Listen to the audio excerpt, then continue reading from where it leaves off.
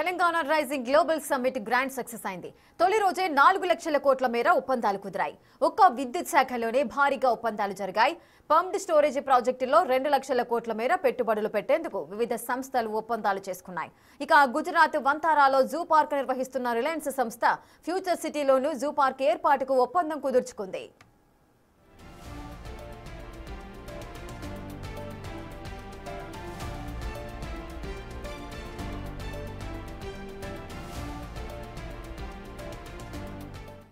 Global summit విజయవంతమైందన్నారు మంత్రి సీతక్క.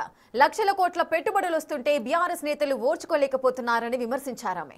తప్పుడు ప్రచారంతో BRS కాస్త గ్లోబల్స్ రాష్ట్ర సమితిగా మారిపోయిందని చెబుతున్న మంత్రి సీతక్కతో మా ప్రతినిధి వాసు ఫేస్ టు ఫేస్.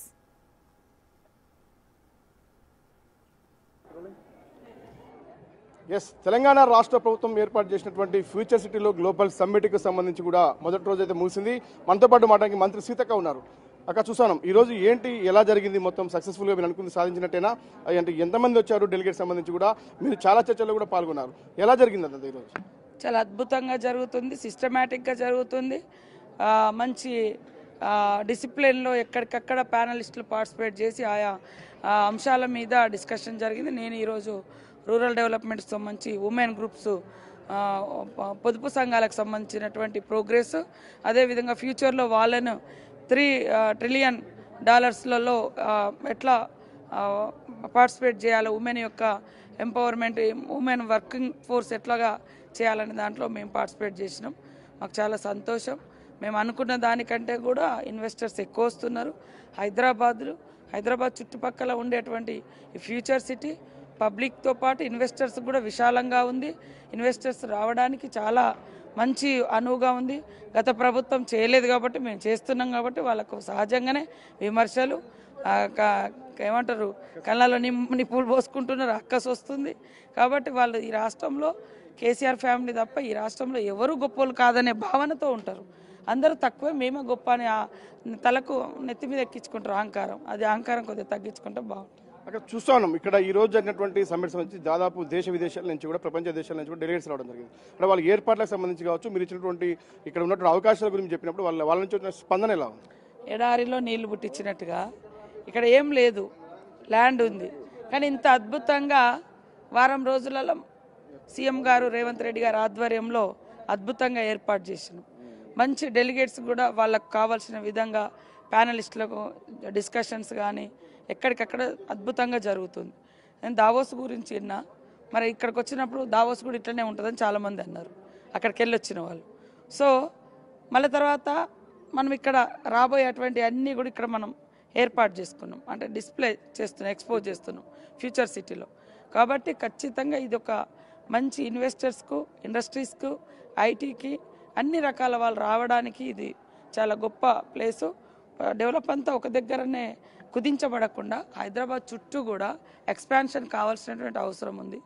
ధరలు కూడా అందుబాటులో ఉండాల్సినటువంటి అవసరం ఉంది. అప్పుడు ఇన్వెస్టర్స్ వస్తారు, లేదా ఇండస్ట్రీస్ కూడా వచ్చి ఇక్కడ మన లోకల్ యువతకు ఉపాధి కూడా కల్పిస్తారు. కాబట్టి చాలా అద్భుతంగా బీఆర్ఎస్ వాళ్ళ కళ్ళలో నిప్పులు పోసుకోవడానికి కారణం ఏంటంటే మేము చేయలేని పని వీళ్ళు చేస్తున్నారని బాధ వాళ్ళకు.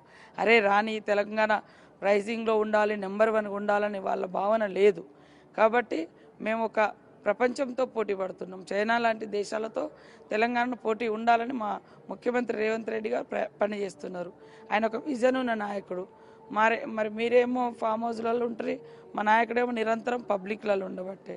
మా నాయకుడు మీరేమో ఇంకేదేదో అలవాటు చేస్తారు జనాలకు, మా వాళ్ళకేమో మా నాయకుడేమో ఆడిస్తూ మరి శారీరక దారుఢ్యంతో పాటు తెలివితే అంటే నాలెడ్జ్ పెంచే విధంగా మన నాయకుడు చేస్తున్నాడు, ఏఐ సృష్టిస్తున్నాడు. ఇవన్నీ అద్భుతంగా వస్తున్నాయి. కాబట్టి ఒక్కొక్క తరంలో ఒక్కొక్క జనరేషన్లు వస్తుంటాయి, ఆహ్వానించాలి.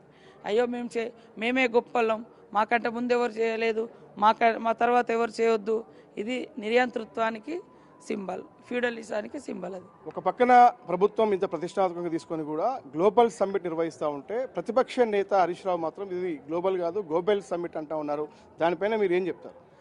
గోబెల్స్ ప్రచారంలో ఆరితేరినటువంటి హరీష్ రావు, కేసీఆర్ ఫ్యామిలీ, టీఆర్ఎస్ వాళ్ళు నెంబర్ 1, మేము కాదు. మేము చేసిన మంచి పనులు కూడా చెప్పుకోలేని స్థితిలో చెప్పుకోలేము. మేము వర్క్ బిజీలో ఉన్నాం, మీరు వాగుడు బిజీలో ఉంటారు.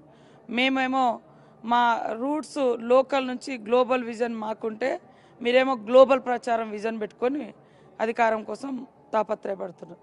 మంచిగా పని చేయండి, వాస్తవాలు మాట్లాడండి, పబ్లిక్ రిసీవ్ చేసుకుంటారు. మీరు జూబ్లీహిల్స్లో అన్ని అబద్ధాలు చెప్పారు, వాస్తవాలు ప్రజలకు లోకల్ పబ్లిక్ అర్థమైంది కదా, తిప్పికొట్టిరు. ఇప్పుడు కూడా అంతే, ఒక కాడ ఒకటి మాట్లాడుతుంటే దాన్ని మార్పింగ్ చేస్తారు, ఒక కాడ ఏదో చర్చ జరిగితే దాన్ని ఏదేదో తప్పుడు ప్రచారం సొంత మీడియాలో పెట్టుకుంటారు. ఇది కరెక్ట్ కాదు, అది చిల్లర పని అవుతుంది. దయచేసి ఇప్పటికైనా వాస్తవాలను మాట్లాడండి, నిర్మాణాత్మకమైన ప్రతిపక్షంగా వ్యవహరించడానికి కోరుతాను. మరొక వ్యక్తి ఎవరైతే వర్కింగ్ ప్రెసిడెంట్ కేటీఆర్ కూడా హిల్ట్ పాలసీ వెనక్కి తీసుకుపోతాం, ఏదైతే యాక్షన్లో కొంటున్న భూములు కూడా వెనక్కి తీసుకుంటామని పారిశ్రామికవేత్తలను బెదిరిస్తున్న పరిస్థితి ఉంది. దాన్ని ఎలా చూస్తారు, వాళ్ళకి ఏం సమాధానం చెప్తారు?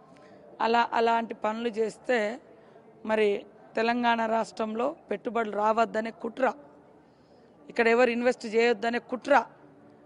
అందుకని అంటాను, ఇప్పుడు మేము ఏ రోజైనా తెలంగాణను అభివృద్ధి చేసుకోవాలని తాపత్రయంతో తెలంగాణ ఇచ్చింది కాంగ్రెస్ పార్టీ.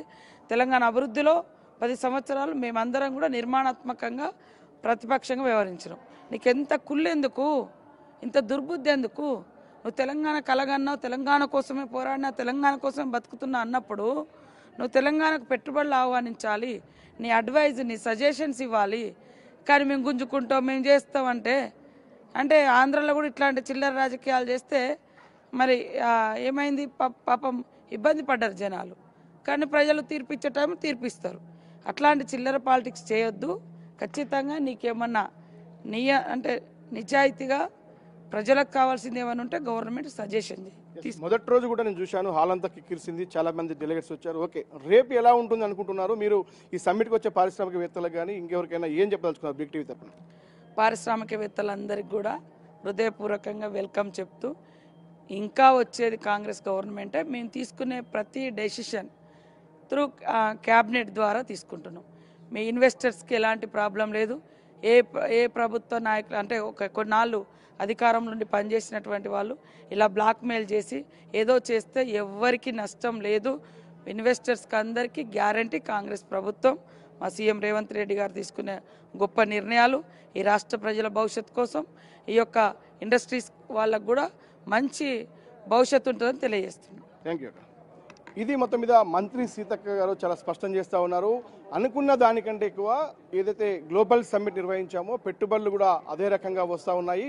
దేశ విదేశాల నుంచి అనుకున్న దానికంటే ఎక్కువ మంది కూడా వచ్చారు. మరోపక్క బీఆర్ఎస్ పార్టీ నేతలు చేసినటువంటి ఇదొక గ్లోబల్ సమ్మిట్ సంబంధించిన వ్యవహారం పైన కూడా ఆమె తిప్పికొడతా ఉన్నారు. హరీష్ రావు కావాలనే వాళ్ళలాగా మేము కాదు, ఖచ్చితంగా ప్రజాపాలన, ఖచ్చితంగా మంత్రి క్యాబినెట్లో తీసుకున్న నిర్ణయాలనే ఇంప్లిమెంట్ చేస్తా ఉన్నాం, వాళ్ళలాగా ఏకపక్షంగా వ్యవహరించలేదు. ఇక కేటీఆర్ వ్యాఖ్యలకు సంబంధించి కూడా బెదిరింపు ధోరణికి పాల్పడితే ప్రజలే బుద్ధి చెప్తారు, గతంలో చూసాం ఏం జరిగిందన్న అంశానికి సంబంధించి. కాబట్టి రేపు కూడా గ్లోబల్ సమ్మిట్కి సంబంధించినటువంటి రెండో రోజు కూడా ఖచ్చితంగా భారీ పెట్టుబడులు రాబోతా ఉన్నాయి.